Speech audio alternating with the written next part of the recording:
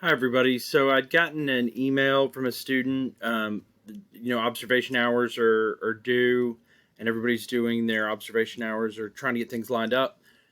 So I had a question about, these things are due. So where do I find that material, and how do I do that? And one of the questions is there a maximum number of hours? Because I'm wanting them just 1 hour at a time. So what you can do is if you're going to do like 5 hours at a school one day, I would go down here, go to the bottom of the module of the content stream. You have these observation forms. Okay. So in the observation forms, I would get clock hour one.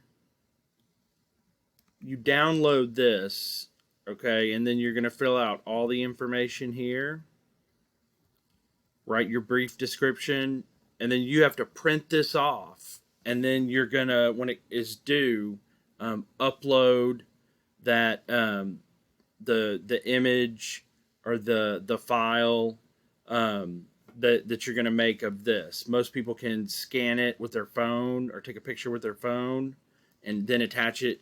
If you took a picture of it, the printed off signed document, and then email that to yourself, then when you check your email, not on your phone, you can have the file that way. But you could scan it in using people's notes. We'll scan things into PDFs and whatnot. But this is just saying that you did the observation hour. And if you did 5 hours in one class, the same teacher, I would fill this all out. But I would put number of clock hours 5. All right.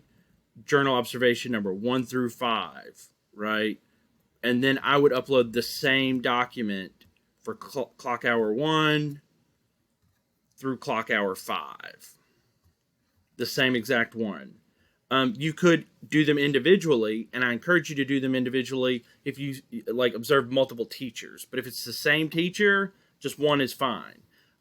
So if you go to a school, you could do as many hours as you want to do at that school in one day and get it all out of the way, and then just upload the same document for all those, and that's the way to do that. So you have your 10 clock hours, and the due dates on these are arranged such that it just keeps you going and keeps you on target to finish, because this is kind of an involved process. So it's just keeping you accountable in terms of a timeline. So the thing is, don't wait till the very end, right? Don't try to do them all at the very end. So as long as you're in the process of doing them, some of these, if you do all 5 at one day, then you're going to have them done way in advance. Others you might plan out and say for your 5th clock hour, you have an appointment or a scheduled time with the teacher, but it's after that due date. Just communicate that with me.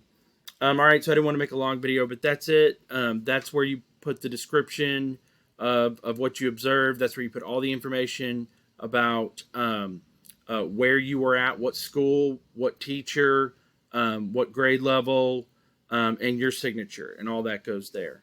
Okay, so if you have questions about this, email me, and I will help you figure that out.